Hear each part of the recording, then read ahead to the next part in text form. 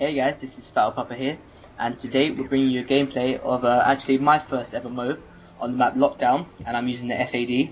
And yeah, today we've got FattOldKid with us. Hey guys. And also we have FattOldDude. Hey guys. Okay, so today, really the topic of this commentary is really about Black Ops 2. As you would have seen yesterday, Gamescon was out in Germany, and we watched it in the live stream, and yeah, we thought the game was pretty interesting.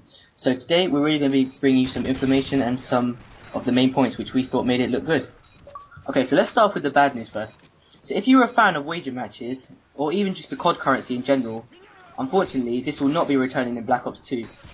Treyarch are aiming for to try and get like more player customization in. The class creation tools have also been overhauled somewhat. Instead of a set layout in which players are forced to pick a certain number of perks, weapons and pieces of equipment, in Black Ops 2 they're assigned to 10 character points to spend as they please. Let's say, for example, you're a COD player who hardly uses their secondary weapon. Well, in Black Ops 2 you don't need to select a secondary weapon. You can simply cash it in for some extra points, or you can spend it on something else. Players can also buy up to 3 wildcards, each costing a point, which allow them to bend the rules and configure their class furthermore.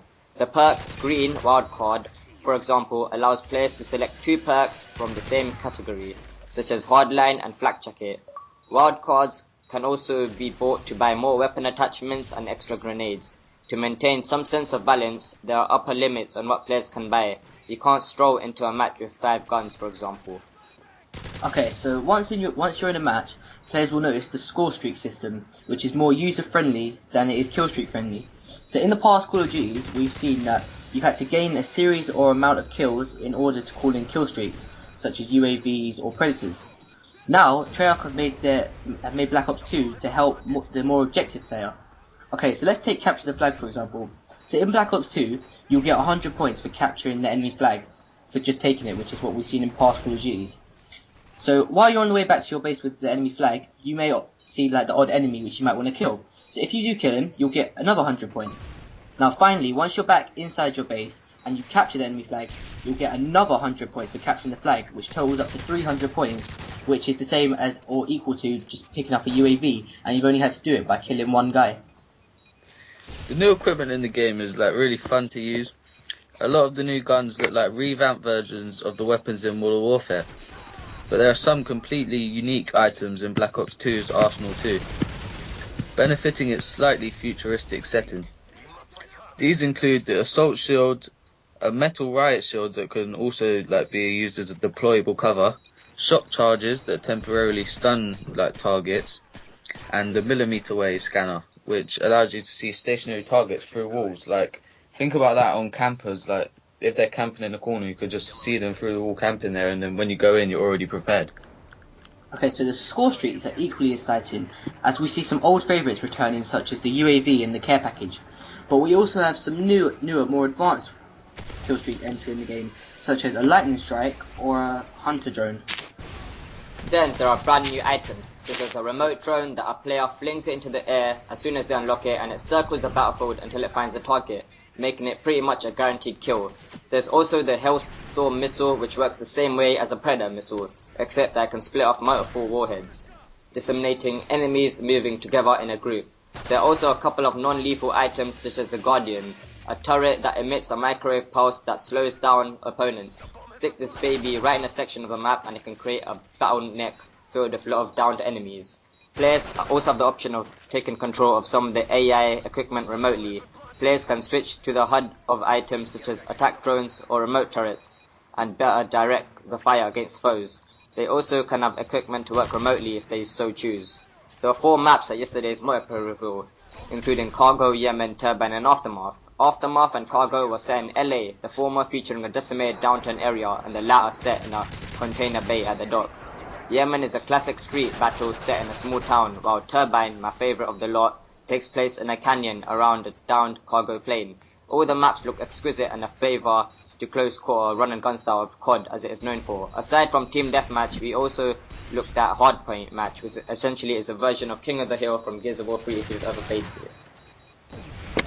As usual, everything you do in the online game modes earns you XP, and each new level offers a new unlockable item. There are 55 levels in the game, and we're told that hitting the top level, 55, will not be enough to unlock all of the mode's content.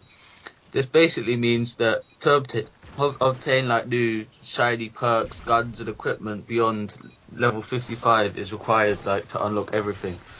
And there are a further 10 levels that are available. So basically there's 7 equipments that we've been told in the game, so you have to proceed 7 times in order to get every single equipment unlocked. There are also tons of medals, tags and baubles in the game modes for players to collect for. As Treyarch puts it, it's something cool to do in the match.